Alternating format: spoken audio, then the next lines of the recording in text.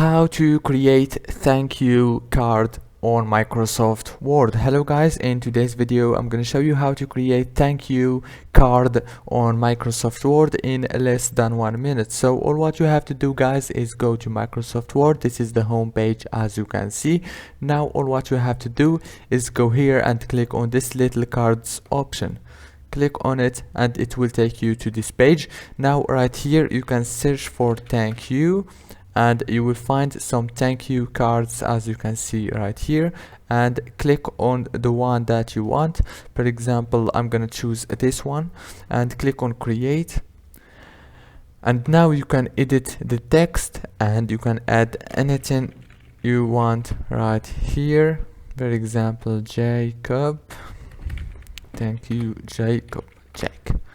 Okay, after you finish, just click save here, right here, and it will save it to your computer.